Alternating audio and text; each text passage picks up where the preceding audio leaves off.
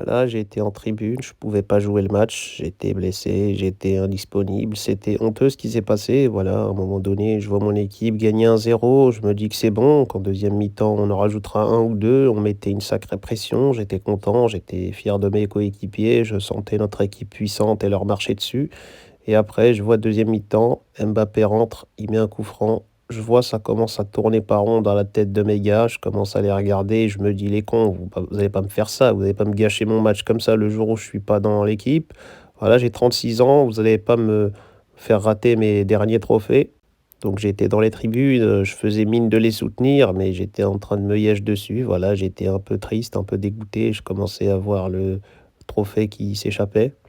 Après, je vois, ils mettent un deuxième but, tête de Tchouaméni, 2-1. Je me dis: «Non, ils vont pas faire ça les cons, c'est pas possible, c'est pas vrai, c'est un cauchemar», j'y croyais pas.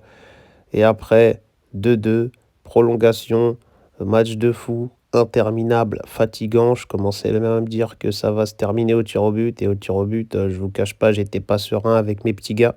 Donc voilà, il y avait plein de questions, plein de choses qui se passaient. J'étais un peu dégoûté, j'étais mitigé, j'étais entre la confiance, le bonheur, la tristesse, le désespoir. Je voyais ma retraite arriver très vite et je me disais que j'allais encore rater un trophée, qu'à mon âge, c'est encore plus compliqué de gagner des trucs. Voilà, et je commençais à paniquer quand tout d'un coup, je vois, il y a Jules Koundé, il prend la balle, il arrive avec sa vitesse de défenseur, des grands pas de fou furieux.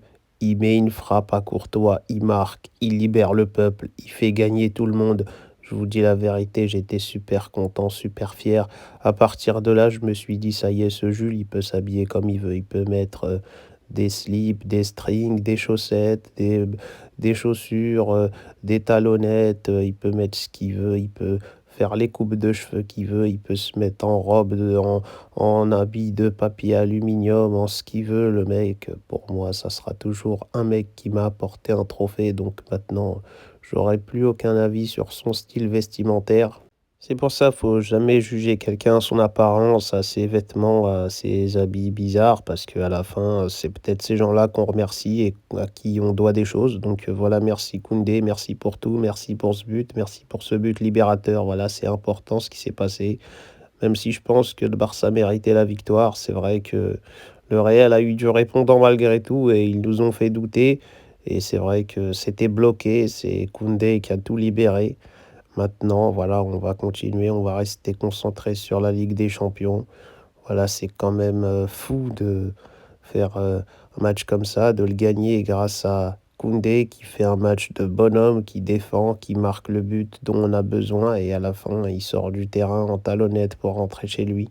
C'est quand même des images folles tout ça, mais voilà, ça fait partie du football comme quoi personne n'est au-dessus de personne, aucun style n'est au-dessus de l'autre et tout est possible dans le foot.